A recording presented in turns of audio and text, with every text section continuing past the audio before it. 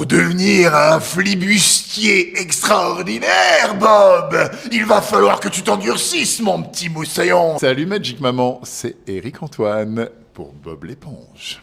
Alors, du point de vue de mon personnage, du point de vue de Bob, c'est pas la même chose. Mais c'est l'histoire du Hollandais volant, rien à voir avec Bob l'éponge, dont le but est de se soustraire de la terrible malédiction qui pèse sur ses épaules, qu'il a transformé en esprit errant dans les fonds abyssaux de la mer, et de foutre cette malédiction terrible sur les épaules de Bob, de s'en débarrasser et ainsi de redevenir en surface un être humain et un seul gosse. Voilà. Va-t-il y arriver? Est-ce que le méchant Bob l'éponge va l'empêcher de réaliser son rêve? Telle est la question de ce film. Le Hollandais volant.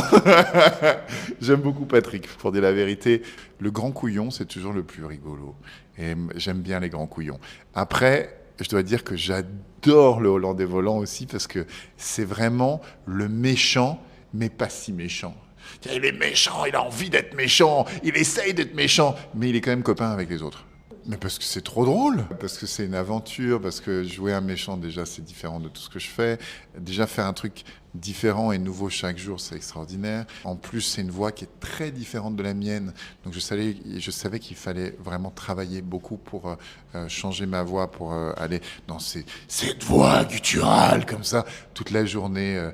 Donc, c'était pas facile aussi de donner de la nuance. Patrick, trop mignon. Parce que c'est rock'n'roll, parce que c'est un film qui plaît autant aux grands qu'aux plus petits, parce qu'on se marre ensemble à des niveaux de lecture différents, parce que l'aventure est énorme. Donc il y a l'action, il y a du rire, enfin, qu'est-ce qu'on veut de plus dans la vie que ça? Dans mes rêves, ils ont dit « Papa, je t'aime, t'es le meilleur du monde ». Et dans la vraie vie, ils ont dit « Bon, on fait quand une nouvelle partie de Brawl Stars ?» Et papa, tu m'achètes quoi à Noël? Voilà ce qu'ils ont dit dans la vraie vie.